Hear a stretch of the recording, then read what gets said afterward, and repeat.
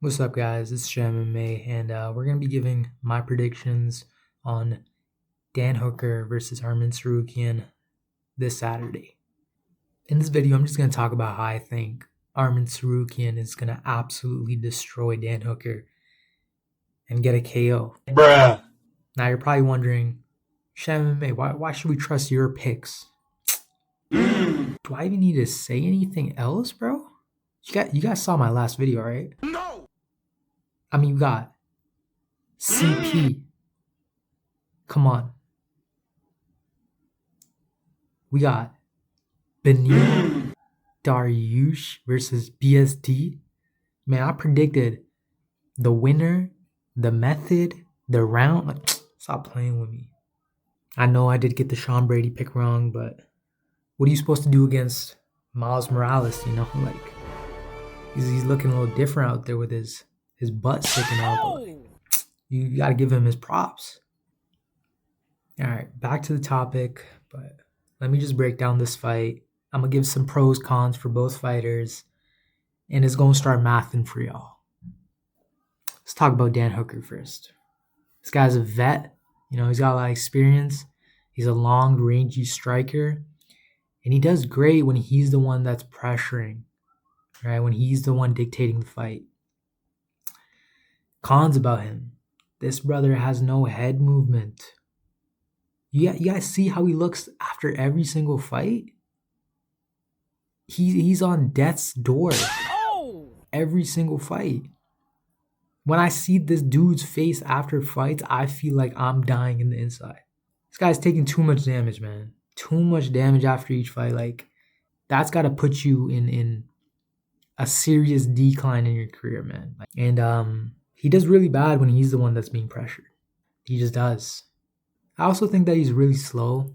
I don't think he's super fast. He's just like, what makes him kind of good is he just has a really good chin and he's just going to keep walking at you like a zombie. He'll take some hits, but his speed isn't something that stands out. It's just he'll keep coming at you just tough as biscuits. You know what I'm saying? Now let's talk about Arman Sarukian. This guy is super explosive and fast. Super fast. We saw him against his Benil Dariush fight, like, bro, like how do you even think that fast? Like he threw a punch at like Benil, he got hurt, then grabbed his head, went for the knee. Like, that shit was beautiful. Super quick, great. He has great striking. A lot of people won't admit it, but he has some great striking, man. With elite wrestling, come on. Arman Sarukian also does not give you any space to breathe. He's gonna come at you, strike, mix in the wrestling. He does a really good job. And he does a really good job pressuring you. On top of that, this guy's been improving at an insane pace. Insane pace. Arman's been improving at an insane pace, honestly. Like, he's one of the hottest prospects, or he used to be. And he just came out of nowhere. Hey, yo. His only really con that I see is that he struggles against elite grapplers and wrestlers. Sometimes. Guess what? Dan Hooker ain't that. I also want to talk about Arman's last fight against Charles. He did a great job. His striking looked great, looked better than Charles, and his overall grappling, it looked good. I would say specifically the wrestling, but there was times where Charles had moments on the ground. But overall, I think Arman did a great performance in his grappling and showed that he is an elite wrestler. Now let's talk about the last performance of Dan Hooker's. This guy went to a split decision with Mateus Gamrot. Did you guys see his face after that fight against Gamrot? Like, who? This guy made Gamrot look like Muhammad Ali. What's going on? And I know you're going to say Arman Sarukian lost to Mateus Gamrot. That was a little time ago. You know, he lost by unanimous decision. We get that, but Arman has improved so much. I'm going to hit y'all with some MMA math right now. Arman out-wrestled Charles Oliveira. Charles Oliveira out-wrestled Mateus Gamrot. And I know y'all don't like the MMA math, but you got to hear me out on this one. Arman is just improving at an insane rate. Yeah, going back to one of my previous points, I think Arman is just too fast. He's just too fast for Dan Hooker. Dan Hooker is too slow. And I feel like Dan Hooker is not going to have that much success on the feet because of how fast and explosive Arman is. On top of that, Arman does have some decent power. I think he's really good at entering and exiting the pocket and keeping it safe for himself.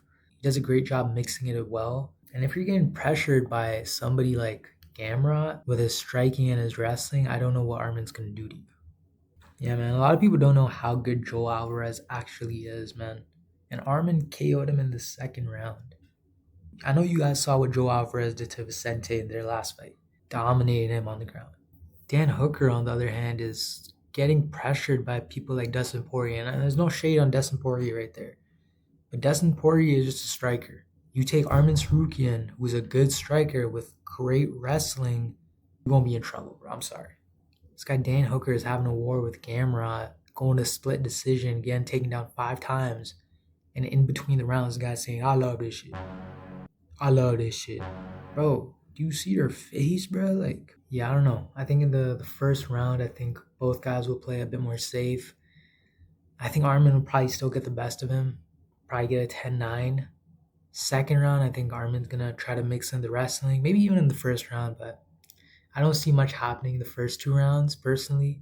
I think once Arman gets really comfortable on the ground, I think he's going to TKO Dan Hooker. Maybe even KO him on the feet, but I'm a little more iffy on that because of how good Dan Hooker can take hits, bro.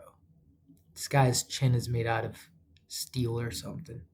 With that being said, I'm going Arman Tsarukyan by round 3 KO. Maybe on the feet, maybe on the ground pound, but put your child's tuition on this, put your house on this, and just thank me later.